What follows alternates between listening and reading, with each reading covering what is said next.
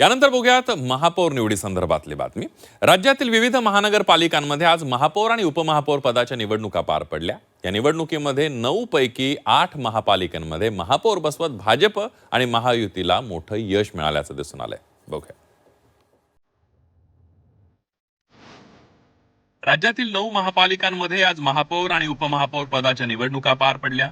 या निवडणुकीत भाजपला मोठं यश मिळाल्याचं दिसून आलं। आज 9 पैकी तब्बल 8 महापालिकांमध्ये भाजपने आपला महापौर बसवला। जळगाव, धुळे, कोल्हापूर, पिंपरी चिंचवड, नागपूर, अमरावती, सोलापूर आणि नाशिकमध्ये भाजपचे महापौर विराजमान झालेत, तर अहिल्यानगरमध्ये राष्ट्रवादीचा महापौर झाला। नागपूरमध्ये भाजपचा महापौर झालाय। नीता ठाकरे यांची महापौरपदी वर्णी लागली आहे, तर उपमहापौर पदावर लीला हाथीबेड यांची निवड झाली आहे। पिंपरी चिंचवडमध्ये भाजपच्या रवी लांडगेंची निवड झाली आहे, तर उपमहापौरपदी भाजपच्या शर्मिला बाबर यांची निवड झाली आहे। उपमहापौर निवडणुकीतून राष्ट्रवादीच्या वैशाली काळभोर यांनी माघार घेतली।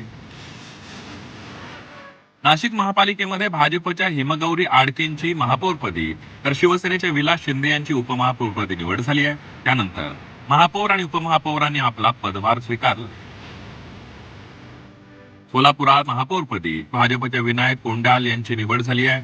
शिवसेना नगरसेवकाने माघार घेतल्यामुळे विनायक कोंडाल यांची बिनविरोध निवड झाली।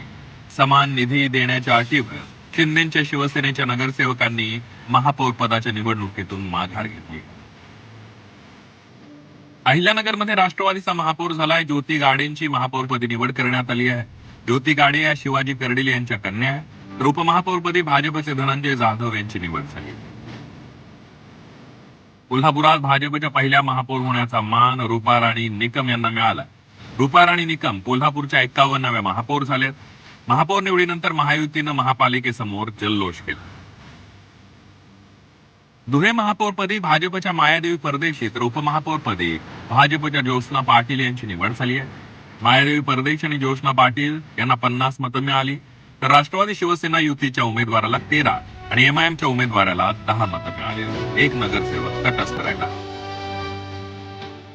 जळगाव महापालिकेत महापौर पदासाठी भाजपच्या दीपमाला काळे आणि उपमहापौर पदासाठी शिवसेनेचे मनोज चौधरी यांची बिनविरोध निवड झाली।